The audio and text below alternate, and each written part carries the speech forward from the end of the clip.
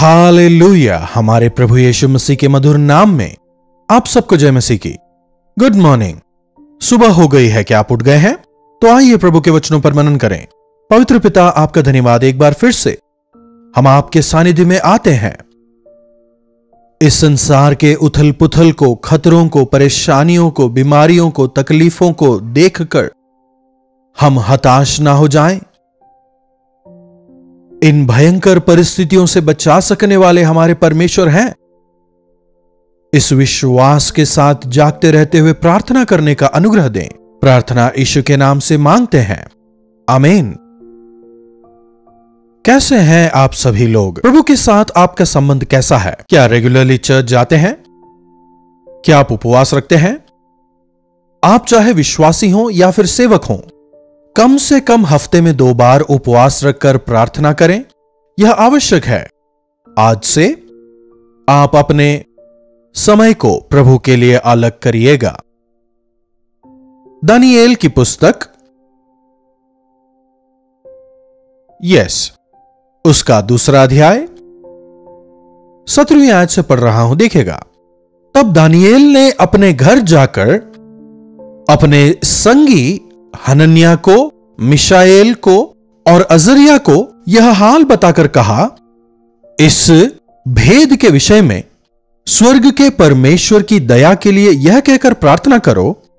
किस विषय के लिए प्रार्थना? कि बाबुल के और सब पंडितों के संग दानियेल और उसके संगी भी नाश ना किए जाएं। यह दानियेल अपने संगियों से कहता है। यदि पृष्ठभूमि नहीं जानते तो कई चीजें समझ नहीं आती। क्या आपने कभी दानियेल की पुस्तक पढ़ी है? दानियेल की पुस्तक को जरूर पढ़िएगा। प्रकाशित वाक्य में जिन भविष्यवाणियों को आप पाते हैं, दानियेल ने अपनी पुस्तक में इसका जिक्र पहले ही किया है। पुराने नियम में जिन बातों का जिक्र दानियेल ने अपनी पुस्तक में किया था, प्रकाशित वाक्य में यूहन्ना उन दर्शनों का जिक्र कर रहा है। परमेश्वर की चीजें सामान्य तौर पर देखने से समझ नहीं आती और अविश्वासियों को तो बिल्कुल नहीं आती, लेकिन परमेश्वर अपनी योजनाओं को हम पर जाहिर करते रहते हैं। उसे यदि हम समझना चाहते हैं, परमेश्वर की योजनाओं को यदि समझना चाहते हैं, तो प्रार्थना आवश्यक है। यहां राजा को एक सपना आता है, वो उस सपने को भूल जाता है। तो देश में जो पंडित वगैरह थे, जो ज्ञानी थे, सबको बुलाकर कहता है, मुझे एक सपना आया जिसे मैं भूल गया हूं। सपना और उसके अर्थ को मुझे बताओ। अगर तुम ना बता पाए तो सबको मार डालूंगा कहते हुए उन्हें धमकी देता है। किसी के बस की बात नहीं थी। राजा कम से कम सपना बताएंगे तो उसका अर्थ हम बता सकते हैं। मुझे नहीं पता, मेरे सपने को मैं भूल गया हूं, मुझे जो सपना आया वो बताओ, नहीं तो मैं तुम सबों को मार डालूंगा। पूरे देश में जितने ज्ञानी हैं, जितने पंडित हैं या सपनों का अर्थ बताने वाले हैं, उन सबको मार डालना, वो आज्ञा निकालता है। दानियेल तक यह बात पहुंचती है। दानियेल भी ज्ञानियों ही की श्रेणी में आता था और शद्रक, मेशक और अबेदनगो भी। इसलिए ये सभी भी उसी श्रेणी में आ गए। तो राजा ने जो आज्ञा निकाली थी, वो दानियेल और उसके दोस्तों पर भी अपना प्रभाव डाल रही थी। तो दानियेल को जब पता चलता है, वो क्या करता है, घर जाकर जो उसके मित्र थे हनन्याह, मिशाएल और जकरिया को, उन्हें यह बात बताता है। इस प्रकार राजा ने एक आज्ञा निकाली है, अगर हमने उसके सपने और अर्थ को नहीं बताया तो वो हमें मार डालेगा। अब हमारी जान भी खतरे में है, इसलिए आओ हम मिलकर पिता परमेश्वर को पुकारें। हम परमेश्वर से विनती करते हैं, परमेश्वर से प्रार्थना करने के लिए उनसे कहता है। रात को दानियेल को परमेश्वर सपने और उसके अर्थ को समझाते हैं। कैसा खुलासा हुआ जब वो अपने मित्रों के साथ मिलकर प्रार्थना करता है। क्या आपके दोस्त हैं? हां, बहुत सारे हैं, है ना? कैसे मित्र? सांसारिक मित्र, खाने पीने वाले, business friends, college mates, hostel mates, कितने मित्र हैं आपके? क्या प्रार्थना करने वाले मित्र हैं? चलो हम मिलकर प्रार्थना करेंगे। 2 लोग, 3 लोग, 4 लोग मिलकर क्या प्रार्थना करने वाले हैं? 2-3 लोग मिलकर जो पृथ्वी पर बांधेंगे स्वर्ग में बांधा जाएगा। हमारे चर्च में मिडवीक प्रेयर के लिए काफी कम लोग आ रहे थे। पहले मुझे लगा इसे बंद कर देते हैं, फिर मैंने कहा नहीं, चाहे 2-3 लोग भी आए। जो लोग प्रभु से प्रेम करते हैं, जो प्रभु को चाहते हैं, जो प्रभु के साथ समय बिताना चाहते हैं, चाहे उनकी संख्या 10 लोगों की ही क्यों ना हो, प्रभु चमत्कार करेंगे। When we together search the scriptures, यदि हम मिलकर प्रभु के वचन की जांच करें, अनेक रहस्यों को, सत्यों को प्रभु उजागर करेंगे। अविश्वासियों को बड़े रहस्यों की आवश्यकता नहीं। सुसमाचार सुनाते समय प्रभु यीशु मसीह के बारे में बताना काफी है, लेकिन आत्मिक तौर पर दृढ़ होने के लिए, बलवंत होने के लिए प्रभु के रहस्यों को, प्रभु की योजनाओं को समझना आवश्यक है। दानिएल अपने मित्रों के साथ मिलकर प्रार्थना कर रहा है। दानिएल खुद प्रार्थना करने वाला है, तो फिर मित्रों की क्या आवश्यकता? वचन बताता है कि दानिएल खुद 3 बार प्रार्थना करता था, तो फिर मित्रों को बताकर साथ मिलकर प्रार्थना करने की क्या जरूरत थी? जी हां, जब हम कहते हैं सबका अपना व्यक्तिगत प्रार्थना जीवन होना चाहिए, वहीं दूसरी ओर प्रभु के संतानों के साथ मिलकर प्रार्थना करना भी उतना ही आवश्यक है। कलीसिया की प्रार्थना आवश्यक है। जब विश्वासी सभी मिलकर प्रार्थना करते हैं, प्रभु अपने रहस्यों को उजागर करते हैं, प्रभु के उद्देश्यों को हम समझने पाते हैं। आराधनालय में होने वाली प्रार्थनाओं में गैर हाजिर ना हो, भले ही तकलीफ होती है, मुश्किल होती है, लेकिन फिर भी ट्रीटमेंट के लिए आप हॉस्पिटल जाते हैं ना। सांसारिक तौर पर जब आप समस्याओं का सामना करते हैं, तो कैसे आप लोगों के पास जाकर उनके हाथ पैर पकड़ते हैं? यदि इसके बजाय आप उन समस्याओं को प्रभु के सामने लाएंगे, तो प्रभु आपको निजात दिलाएंगे। केवल अपने आप की बात नहीं, संसार में जो कुछ चल रहा है, अरे पड़ोसी का घर जल रहा है, मुझे क्या कहते हुए अगर बैठे रहेंगे, आपका क्या होगा? हमारा घर भी जलेगा ना।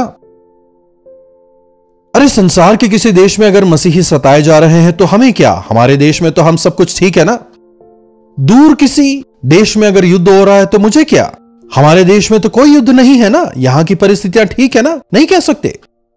आज के हालातों को यदि देखें, संसार के किसी भी भाग में अगर युद्ध हो, उसका प्रभाव सब पर पड़ता है। महंगाई बढ़ने लगती है, नुकसान होने लगता है। धीरे धीरे वहां जो युद्ध हो रहे हैं, देश देश को बर्बाद करने की ओर बढ़ते जा रहे हैं। इसलिए प्रार्थना करना आवश्यक है। संकट के समय मुझे पुकारो, मैं तुम्हें जवाब दूंगा, प्रभु कहते हैं। जब दानिएल अपने मित्रों के साथ प्रार्थना करता है, परमेश्वर अपने रहस्यों को उजागर करते हैं। प्रार्थना के दौरान रहस्य उजागर होते हैं। जब हम प्रार्थना करते हैं, प्रभु अपने मन की बात हमें बताते हैं। ऐसी बहुत सी बातें हैं जो मनुष्य को समझ नहीं आती, परमेश्वर सब कुछ समझते हैं। और जब आप उनके साथ संगति करते हैं, वे अपने मन को आपको बताएंगे। जी हां, वचन में प्रभु यह बताते हैं। आइए एक बार हम सभी मिलकर इस वचन को पढ़ते हैं। भजन संहिता 25 उसकी 13वीं आयत देखिए। वह कुशल से टिका रहेगा और उसका वंश पृथ्वी पर अधिकारी होगा। 14वीं आयत भी देखिए। यहोवा के भेद को वही जानते हैं जो उनसे डरते हैं, और वे अपनी वाचा उन पर प्रकट करेंगे। परमेश्वर के भेदों को, उनके रहस्यों को अपने डरवयों पर, जो उनसे प्रेम करते हैं, उन पर प्रार्थना में वे प्रकट करते हैं। कितने महान परमेश्वर अपनी वाचा उन पर प्रकट करते हैं। दानिएल भी जब अपने मित्रों के साथ प्रार्थना करता है, परमेश्वर उस सपने को, उस रहस्य को उस पर जाहिर करते हैं। दानिएल जाकर नबूकदनेस्सर को उसने जो सपना देखा था, उसे और उसके भाव को दानिएल जाकर बताता है, जिसकी वजह से ना केवल दानिएल बचता है, लेकिन देश भर में जितने ज्ञानी थे, पंडित थे, सब कोई बचाए जाते हैं इन अंत के दिनों में। अरे उस कलीसिया में परेशानी है, इससे हमें क्या, ऐसा बिल्कुल ना सोचें। उस कलीसिया के पासवान अच्छे नहीं, इससे हमें क्या, हमारे पासवान तो अच्छे हैं, ऐसा बिल्कुल ना कहें। तमाम प्रभु के सेवकों के लिए हमें प्रार्थना करनी है। एक परफेक्ट प्रभु के सेवक की तलाश में ना निकलें। काश एक बेस्ट कलीसिया मुझे मिल पाती, ऐसा ना कहें। जहां कहीं आप हैं वहां एक अच्छे विश्वासी होकर आप रहें। प्रार्थना की भूख आप में हो। यदि आप प्रार्थना करेंगे तो आपकी कलीसिया में प्रभु एक बेधारी को लाएंगे। आपकी प्रार्थना की बदौलत कलीसिया के पासवान को प्रभु नया अभिषेक देंगे। जब हम प्रार्थना करते हैं, शैतान के किले ध्वस्त होते हैं, उसके जो षड्यंत्र हैं बर्बाद हो जाते हैं। जी हां, शैतान एक षड्यंत्रकारी है। 24 घंटे उसका काम यही है कि मैं कौन सी कलीसिया को बर्बाद करूं, मैं कौन से विश्वासी को खत्म करूं, मैं किसे चीर फाड़ खाऊं, मैं किसे बर्बाद करूं, यही वो खोज रहा है। हमें जागते हुए प्रार्थना करना है। हमें जागते हुए प्रार्थना करना है कि हम परीक्षा में ना पड़ें। क्या आपके परिवार में फैमिली प्रेयर होता है? जब आप परिवार के तौर पर इकट्ठा होकर प्रार्थना करते हैं, परमेश्वर आपके परिवार के चारों ओर एक बाड़ा बांधते हैं। परमेश्वर अपने डरवैयों के चारों ओर डेरा बांधते हैं। वचन हमें बताता है, बिना प्रार्थना का परिवार बिना रोशनी के परिवार के समान है। प्रार्थना में कोई नहीं आता तो क्या फायदा, ऐसा ना कहें। आप अकेले बैठें या 2 जने बैठें, प्रभु बाकियों को समय पर छुड़ाएंगे। अपने मित्रों के साथ मिलकर आप प्रार्थना करें। कलीसिया में अन्य विश्वासियों के साथ मिलकर प्रार्थना करें। अगर भाई बहन है तो भाई बहन मिलकर प्रार्थना करें। आपके जीवनों में भी प्रार्थना करने वाले आपके मित्र आपके साथ हों। कम से कम 2-3 ऐसे मित्रों को आप बनाएं। टेक्नोलॉजी की वजह से अब तो यह और भी आसान हो गया है। हमारे देश से जो विदेश गए नागरिक हैं, कई बहनें हमें खत लिखती हैं और हमें बताती हैं कि हम विदेश में यहां सेटल हैं, हमें यहां की भाषा नहीं आती, हम दिन भर घर में अकेले रहते हैं। तो हमने सोचा क्यों ना हमारी भाषा जानने वाले विश्वासियों से हम जुड़ें और हम सब मिलकर कॉन्फ्रेंस कॉल में प्रार्थना करें। कितना शानदार आइडिया है। भले ही आप फिजिकली वहां ना जाने पाए, लेकिन आप हर रोज अपने मित्रों के साथ प्रार्थना करें। इधर उधर की बातें करते हैं, लेकिन यदि प्रार्थना करें, प्रभु अपने रहस्यों को हमें बताएंगे। आने वाले क्रोध के विषय वे जाहिर करेंगे। अय्यूब की पुस्तक 29वां अध्याय उसकी 4थी आयत को भी देखिए। अय्यूब की पुस्तक 29वां अध्याय 4थी आयत। वे तो मेरी जवानी के दिन थे जब परमेश्वर की मित्रता मेरे डेरे पर प्रकट होती थी। जब हम एक अच्छे विश्वासी होकर जीवन बिताते हैं, जब प्रार्थना में जीवन बिताते हैं, परमेश्वर के तमाम रहस्य वे बताते हैं। एक एंटीना के समान मेरे घर पर मानो परमेश्वर उन्हें डायरेक्ट टेलीकास्ट करते हैं। अपने रहस्यों को प्रभु परमेश्वर मुझ पर उजागर करते हैं। कैसे महान प्रभु! प्रभु के साथ संगति करें, कलीसिया के साथ मिलकर प्रार्थना करें, परिवार के साथ प्रार्थना करें, मित्रों के साथ प्रार्थना करें, संगी विश्वासियों के साथ प्रार्थना करें। यदि कुछ सेवक साथ मिलकर प्रार्थना करें तो कितनी बड़ी बेधारी आएगी, जानते हैं? जब विश्वासी मिलकर कलीसिया के लिए प्रार्थना करते हैं, विभिन्न कलीसियाओं के लिए प्रार्थना करते हैं, तो वहां पर भी बेधारी आएगी। हमारी जानकारी के बिना ही हम कई सारे लोगों को नरक की आग से बचाने पाएंगे। हम खुद भी बचेंगे और आशीष पाएंगे। प्रार्थना। महापवित्र परमेश्वर, प्रभु आपकी दया की नजर हम पर हो। प्रार्थना में लापरवाही बरतने वाले विश्वासियों पर, सेवकों पर आपका अनुग्रह हो। प्रभु होने दें कि इन वचनों को सुनने के बाद हम में से प्रत्येक के प्रार्थना जीवन में एक बेधारी उत्साह आने पाए। प्रभु, अब से हम प्रार्थना में लापरवाही ना बरतें, बल्कि जागते हुए प्रार्थना करने वाले हम हो जाएं, ताकि आपके रहस्यों को जानकर आपकी महिमा के लिए हम जीवन बिता सकें। प्रार्थना यीशु के नाम से मांगते हैं, आमीन।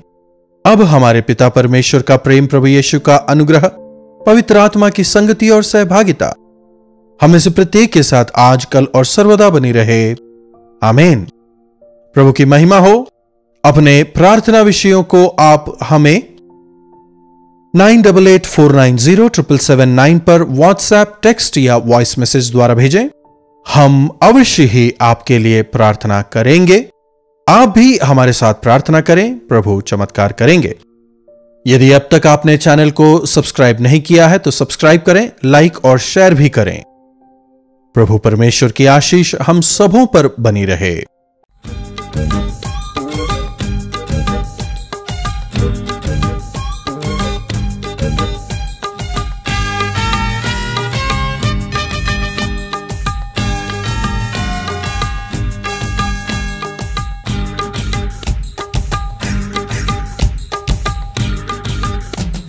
कलवरी दर्शन, ये है प्रेम के दर्शन, यीशु प्रेम के दर्शन।